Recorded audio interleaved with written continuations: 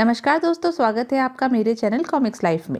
शुरू करते हैं मनोज कॉमिक्स की एक और मज़ेदार कॉमिक्स, खूनी अंगूठी। खूनी अंगूठी, लेखिका वीना राजेश, चित्रकार शारदा प्रसाद अहीर। राजा एक नामी चोर था। उसके बारे में मशहूर था कि वह किसी भी मजबूत से मजबूत तिजोरी को चुटकी बजाते ही खोल देता था। उसने आज तक बड़ी बड़ी चोरियां की थी, किंतु उसकी चालाकी और फुर्ती के कारण पुलिस कोशिश करके भी उसे गिरफ्तार नहीं कर सकी थी। एक रात यही राजा सेठ करोड़ीमल नाम के एक सेठ की कोठी में चोरी करने घुसा। रात आधी से अधिक बीत चुकी थी। सेठ की कोठी मौत जैसी खामोशी में डूबी हुई थी। राजा सेठ के बेडरूम में पहुंचकर उसकी जेवरों और नोटों से भरी सेफ खोलने में सफल हो गया, किंतु उसी वक्त अचानक बेड पर सो रहे सेठ करोड़ीमल की आंख खुल गई। हैं? कौन है वहां? राजा को समझते देर नहीं लगी कि अब करोड़ीमल की सेफ पर हाथ साफ करना संभव नहीं रह गया था। अतः वह पलटकर खिड़की की तरफ भागा। भागो, चोर चोर, पकड़ो! राजा खिड़की फांदकर बरामदे में पहुंचा। सेठ का शोर सुनकर कोठी के नौकर इत्यादि जाग गए थे। उन्होंने राजा को घेरने की कोशिश की, किंतु राजा अपनी फुर्ती से उन्हें डॉस देता हुआ बाउंड्री वॉल तक पहुंचने में सफल हो गया। चोर चोर, पकड़ो! भागने न पाए। और अगले ही पल सड़क पर पहुंचकर राजा एक दिशा में सरपट भागा, किंतु अभी वह थोड़ी ही दूर पहुंचा होगा कि अचानक उस पर किसी जीप की तीव्र हेडलाइट्स का प्रकाश पड़ा। ओह, पुलिस! राजा फुर्ती से पलटकर दूसरी दिशा में भागा। उधर जीप में बैठा इंस्पेक्टर त्यागी राजा को देख चुका था। अरे, वह तो नामी चोर राजा है। लगता है कहीं से चोरी करके भाग रहा है। जल्दी उसका पीछा करो। बच्चू, आज तो बड़ी मुश्किल से हाथ आया है। अब देखता हूँ कि बचकर कहाँ जाएगा। फिर इंस्पेक्टर त्यागी ने वायरलेस पर कंट्रोल रूम से संपर्क बनाया। हेलो कंट्रोल रूम, राजा नाम का एक खतरनाक मुजरिम गांधी रोड की तरफ भाग रहा है। अभी गश्ती पुलिस गाड़ियों को खबर कर दें कि इस इलाके को चारों तरफ से घेर ले। Okay sir. दूसरी तरफ गांधी रोड के चौराहे पर पहुंचकर अचानक अपने चारों तरफ से पुलिस सायरन की आवाजें सुनकर राजा के कदम ठिठक कर रह गए। लगता है बेटा, आज तुम्हारा बचना मुश्किल है। आज तो मामा लोग तुम्हें अपना मेहमान बनाकर ही छोड़ेंगे। फिर जैसे ही जीपें राजा के सिर पर पहुंची, राजा बचने की आखिरी कोशिश करता हुआ अंधेरे में जंप लगा गया और पुनः सरपट भागा। लेकिन जल्दी ही पुलिस जीपों को अपने पीछे आते देख वह बचने की सारी उम्मीद छोड़ बैठा। उसे आइडिया हो चुका था कि किसी भी पल कहीं भी उसे पुलिस द्वारा दबोचा जा सकता है। किंतु तभी अचानक राजा के बगल में एक काले रंग की कार आकर रुकी।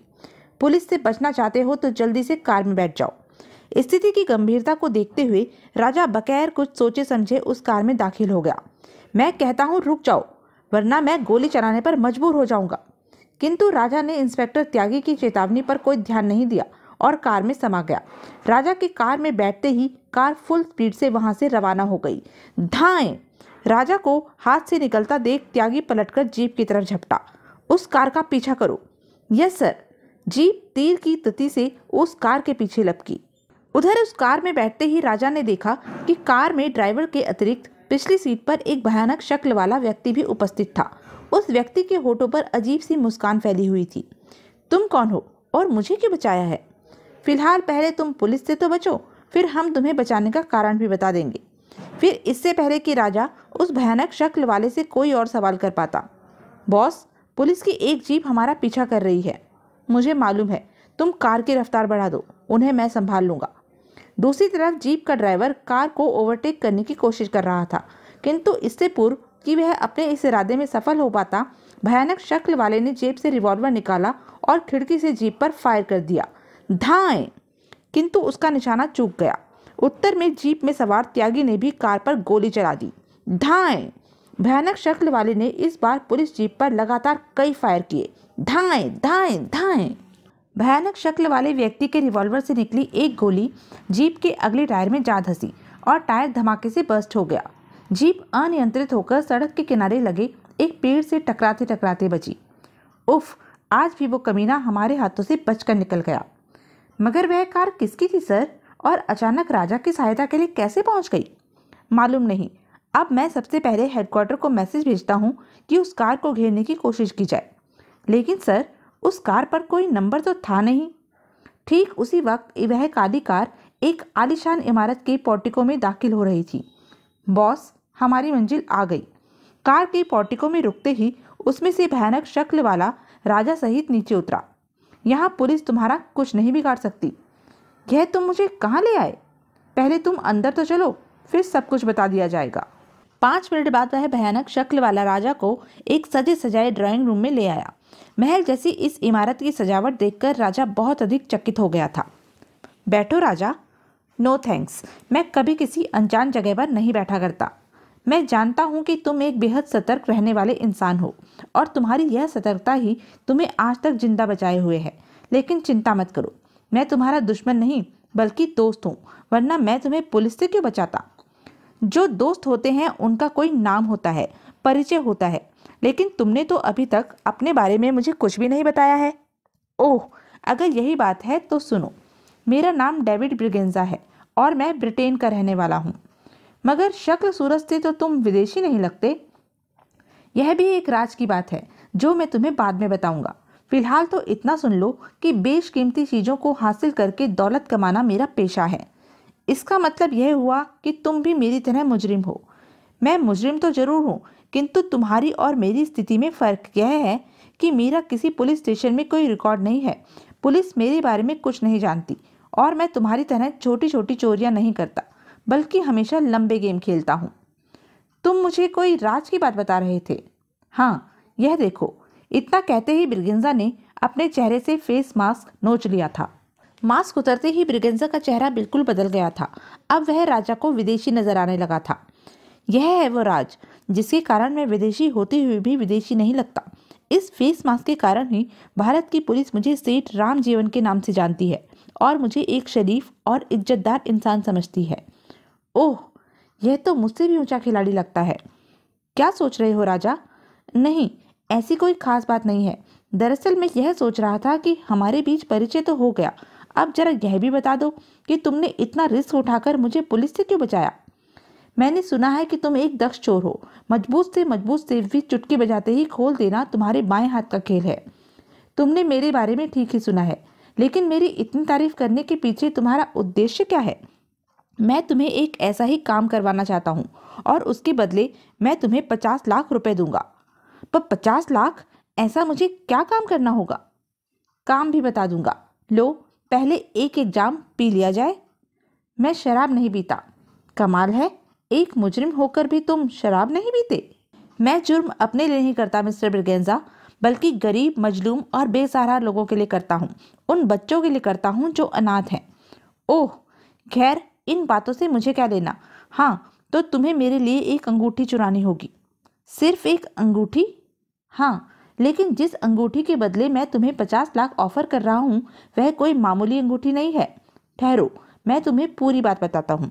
फिर ब्रिगेंजा ने उठकर वहीं रखी एक मेज की ड्रॉ खोली और उसमें से एक तस्वीर निकालकर राजा की तरफ बढ़ा दी। यह है वह अंगूठी जिसे तुम्हें एक खास जगह से चुराना है। यह अंगूठी तो काफी पुरानी और कीमती लगती है। तुम बिल्कुल ठीक समझे। यह अंगूठी सिर्फ कीमती ही नहीं बल्कि दुर्लभ भी है। आज से 2000 साल पहले इसे एक ईरानी सुनार ने बनाकर अपने सुल्तान को भेंट किया था। ओह, लेकिन इस समय यह अंगूठी कहाँ है? विक्रमगढ़ के महाराज अभय सिंह की सेफ में। और यह अंगूठी वहां कैसे पहुंची, इसका भी एक दिलचस्प इतिहास है। ईरान के सुल्तान के खजाने से वह अंगूठी एक जर्मन चोर ने चुरा ली थी और उसे एक अंग्रेज के हाथों बेच दिया था। 2000 साल तक यह अंगूठी उसी अंग्रेज के वंशजों के पास रही। फिर जब अंग्रेज भारत आए तो यह अंगूठी भी उन्हीं के साथ यहाँ चली आई। जिस अंग्रेज के पास यह अंगूठी थी वह अभय सिंह का दोस्त था। जब अंग्रेज भारत से जाने लगे तो वह दोस्ती की निशानी के तौर पर इसे अभय सिंह को भेंट कर गया और इस तरह यह अंगूठी अभय सिंह की सेफ तक पहुंच गई।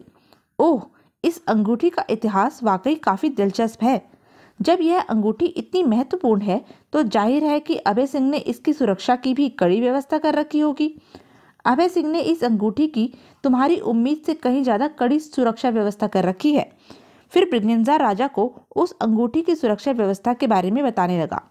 अभय सिंह आज भी अपने पुश्तैनी किले में रहता है, जहाँ के चप्पे चप्पे पर उसके सशस्त्र गार्ड पहरा देते हैं। उसने यह अंगूठी एक अत्याधुनिक सेफ में रखी हुई है। वह सेफ एक तहखाने में स्थित है और वह तहखाना अभय सिंह का म्यूजियम भी है, जहाँ उसने संसार भर की प्राचीन महत्व की कीमती वस्तुएं एकत्रित की हुई हैं। इसका मतलब पहले मुझे गार्डों को धोखा देकर किले में दाखिल होना होगा, फिर उस तहखाने में। उसके बाद अगर मैं वो सेफ खोल सका तो उस अंगूठी के हाथ आने की उम्मीद की जा सकती है, अन्यथा नहीं। You are right. काम तो बहुत कठिन है। काम कठिन है, तभी तो तुम्हें इस काम के 50 लाख रुपए दे रहा हूँ। तुम्हारा काम हो जाएगा ब्रिगेंजा, परंतु यह बताओ कि क्या यह काम मुझे अकेले ही करना होगा?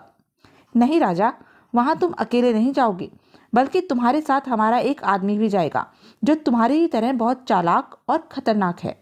क्या मैं उसका परिचय जान सकता हूँ? हाँ हाँ, क्यों नहीं, मैं अभी उसे तुम्हारे सामने हाजिर करता हूँ। कहते हुए ब्रिगेंजा ने एक विशेष अंदाज में दोनों हाथों से ताली बजाई। अगले पल एक तरफ बने दरवाजे पर पड़ा पर्दा हिला और एक अत्यंत सुंदर युवती ने ड्राइंग रूम में कदम रखा। आओ अनीता। Hello boss.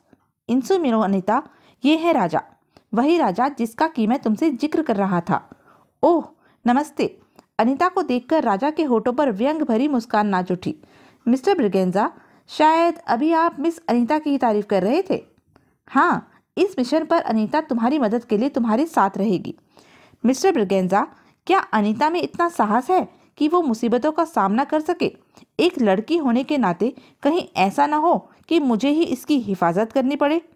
इसका जवाब तुम्हें मैं दूंगी राजा, जरा 1 मिनट उठो।